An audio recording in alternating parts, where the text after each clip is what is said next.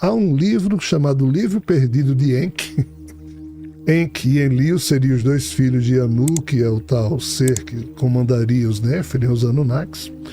E Enki descreve nesse livro como ele introduziu a genética dele em diversos casais de Neandertais, de Homo sapiens, Homo erectus. Segundo essa perspectiva, qual é a confusão toda?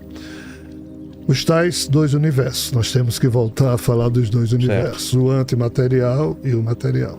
Né? Segundo as fofocas mitológicas, a vida primeiro surgiu lá. No outro universo. No outro universo. E só decorridos em 7 bilhões de anos desses 13,8 bilhões de anos que compõem essa história, que a vida foi transferida de lá para cá, do lado biológico. Antes era só vida de plasma. Então, na hora em que você vê a Kabbalah, ou a Kabbalah, o livro chamado Otzin, que é o livro de Metatron, que terminou sendo chamado da Árvore da Vida, não tem nada a ver, com as 10 Sefirats, ou 10 Sefirás, que significam que as 10 emanações da divindade.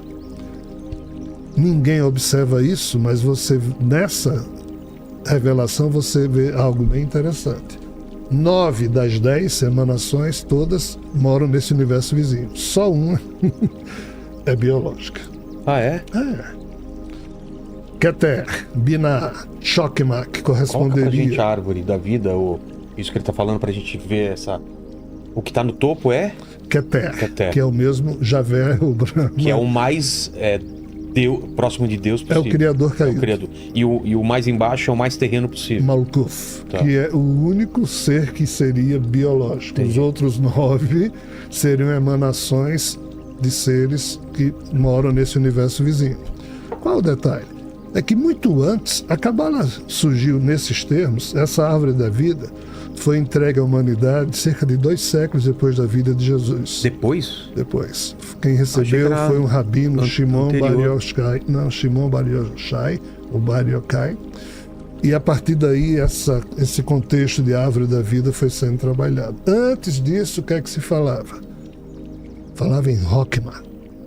Em hebraico, Chokmah é uma expressão da personificação da sabedoria que Jesus pequeno, que quando ficou esquecido pelos seus pais em Jerusalém, ficou lá no Sinédrio escutando os doutores da lei falando. Quando alguém falou em Chokmah, segundo as fofocas, Jesus disse: "Quem é esse aí?" Aí o doutor da lei disse: "É o executivo de Deus, é aquele que fez a obra de Deus." Detalhe, quando Jesus cresceu e quando João, apóstolo de Jesus, escreveu o evangelho dele, como é que ele começa? No princípio era o verbo estava junto a Deus e o verbo era Deus.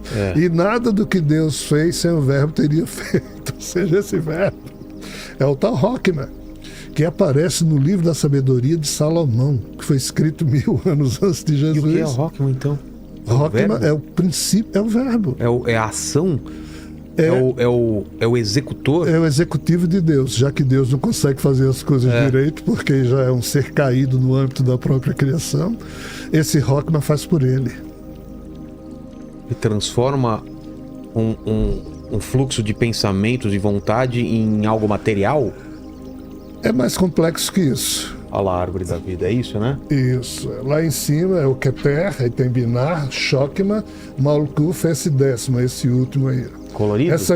Os 9 para cima é tudo ser de plasma. Tá. Nós estamos falando aí de Krishna, de Odin, nós estamos falando aí de Shiva, Vishnu, Brahma. Esse último aí é o Chokmah, que aí se chama Malkuth. Quando a história de Chokmah, que foi contada em hebraico, chegou na cultura grega, aí substituíram o Chokmah por Sofia. Sofia não é um nome, é um epíteto. Que significa personificação da sabedoria, que é o mesmo conteúdo do nome hebraico Chokmah. Entendi. Então, esse ser teria sido criado nesse universo pelos outros 9 que vivem no universo de lá. Mas qual é o problema? Esse ser deveria ter produzido um avatar humano que cumprisse as regras de Keter. E o avatar humano que Chokmah criou foi Jesus, e Chokmah foi quem retirou de si o genoma que foi inseminado em Maria. E Jesus nasceu disso. Só que Jesus chutou o pau da barraca, não cumpriu. E desde então, Jesus e Rockman são considerados traidores por esses seres.